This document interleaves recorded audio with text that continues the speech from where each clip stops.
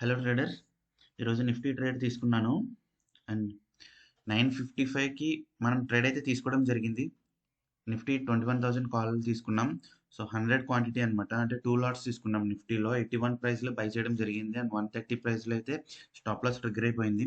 So ఓవరాల్గా ఈ ట్రేడ్లో మనం 49 పాయింట్స్ అయితే క్యాప్చర్ చేయడం జరిగింది అండ్ మన ప్రాఫిట్ వచ్చి 4,855 రూపీస్ అనమాట. సో బ్రోకరేజ్ 50 రూపీస్ పోయినా కూడా మనకి 4,800 రూపీస్ అయితే మనకి రేపు అకౌంట్లో క్రెడిట్ అవుతాయి. Okay, orders 9:55, Nifty 21,000 call. ఇక్కడ కాల్ ఆప్షన్ తీసుకోవడానికి రీజన్ ఏంటంటే నా ఫోకస్ అంతా కాల్ సైడే ఉంది. సో చూడండి, ఇది నిఫ్టీ గ్రాఫ్, ఇది 21st డిసెంబర్ నిఫ్టీ గ్రాఫ్ ఇది. అండ్ నిఫ్టీ గ్రాఫ్లో మనం 9:55కి ట్రేడ్ అయితే తీసుకున్నాం. సో ఈ క్యాండిల్లో ట్రేడ్ అయితే తీసుకున్నాం అండ్ ఈ క్యాండిల్లో మనం ట్రేడ్ తీసుకునే ముందు ఓవరాల్గా ట్రెండ్ అయితే అంటే ట్రెండ్ డైరెక్షన్ సార్. ఓకే, అది పైకి వస్తుందా మార్కెట్ కిందకి వెళ్తుందా అనేది ముందుగా అయితే మనం కన్ఫర్మ్ చేసుకోవాలి. ఈరోజు నా విజన్ అయితే మొత్తం కాల్ సైడే ఉంది, అంటే మార్కెట్ పైకి వస్తుందని చెప్పి ఉంది నా విజన్ అంతా.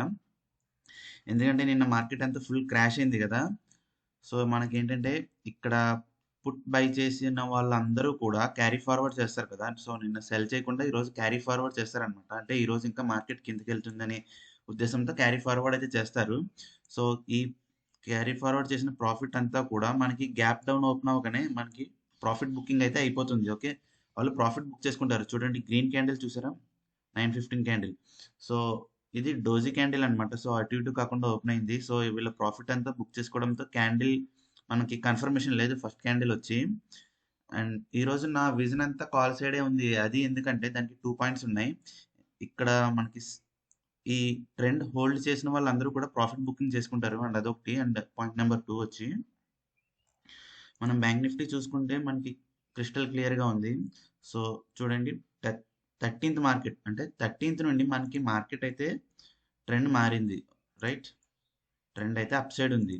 సో 13th మార్కెట్, ఇది 13th మార్కెట్, ఇది ఇక్కడ నుండి మనకి మార్కెట్ అయితే అప్ సైడ్ ఉంది, రైట్. 13th మార్కెట్ నుండి అప్ సైడ్ ఉంది అంటే ఇక్కడ బయర్స్ స్ట్రాంగ్ ఉన్నారనమాట. సో ఇక్కడ గ్యాప్ అప్ అయితే ఓపెన్ అయింది. గ్యాప్ అప్ వచ్చినా కూడా మార్కెట్ అయితే ట్రెండ్ అయితే కంటిన్యూ చేసింది. సో ఇంత పెద్ద ట్రెండ్ ఉంది కదా, సో ఇది స్ట్రాంగ్ సపోర్ట్ జోన్ అవుతుంది. ఓకే, సేమ్ 13th మార్కెట్ మనకి సపోర్ట్ జోన్ ఉంది చూడండి. 13th మార్కెట్ నుండి ఈ ర్యాలీ అయితే కంటిన్యూ అయింది.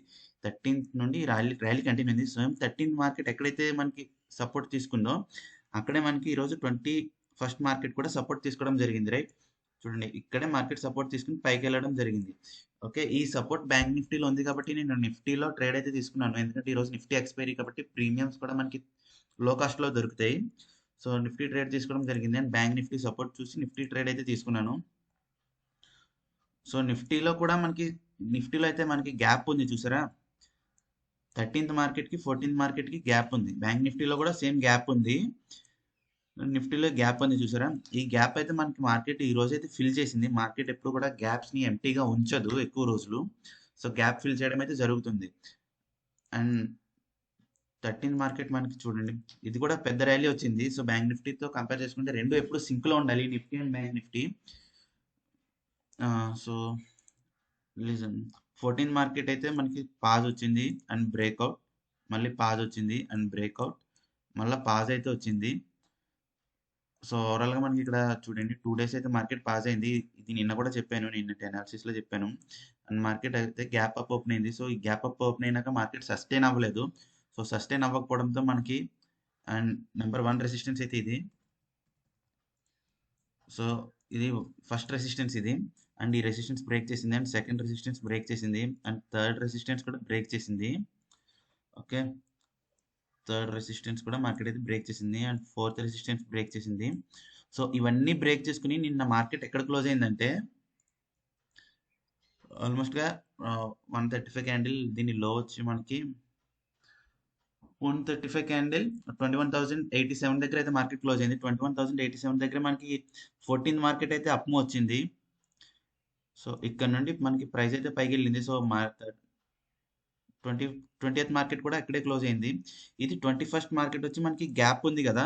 సో ఈ గ్యాప్ ఫిల్ చేసింది 21st మార్కెట్ అనమాట. సో 21st మార్కెట్ చూడండి, 21st మార్కెట్ ఫస్ట్ క్యాండిల్ చూసారా. ఫస్ట్ క్యాండిల్ మనకి అటు ఇటు కాకుండా క్లారిటీ లేదు.